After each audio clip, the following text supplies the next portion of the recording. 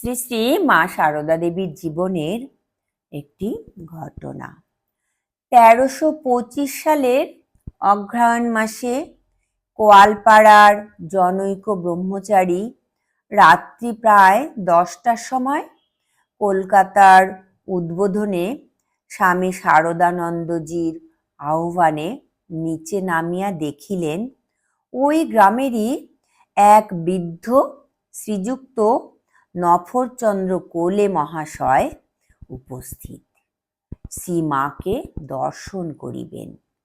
শারদানন্দজির নির্দেশ অনুসারে শ্রীমাকে সংবাদ দিয়া নফরবাবুকে দ্বিতলের মাঝখানের ঘরে লইয়া গেলে তিনি মায়ের চরণ দুইখানি জড়াইয়া ধরিয়া কাঁদিতে কাঁদিতে বলিলেন, মা, আমি মহা বিপদগ্রস্ত হয়ে আপনার কাছে ছুটে এসেছি।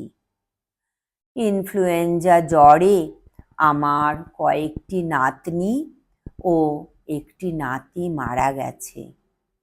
উপস্থিত আরও কয়েকটি নাতনির ও একমাত্র নাতির খুব সংকট অবস্থা। মা, আপনাকে আশীর্বাদ করতে হবে আমার বংশ যাতে রক্ষা পায়।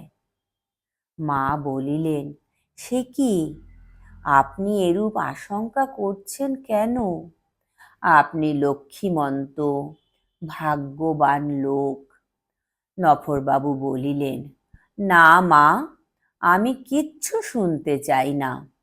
আমার এই শেষ বয়সে একমাত্র নাতির শোক যেন না পাই। এইরূপ বলিতেছেন আর চরণ যুগল ধরিয়া কাঁদিতেছেন।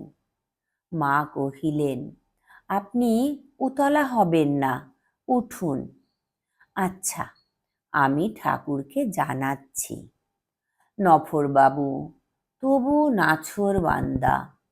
অবশেষে শ্রীমা অতি গম্ভীরভাবে অভয়বাণী শুনাইলেন, না, আপনার সে ভয় নেই।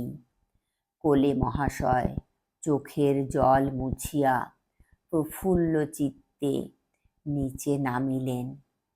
শ্রীমা দুটি প্রসাদী মিষ্টি তাহার জন্য পাঠাইয়া দিলেন। তাহার আশীর্বাদে বৃদ্ধের মনস্কামনা পূর্ণ হইয়াছিল। জয় ঠাকুর, জয় মা, প্রণাম মাগো।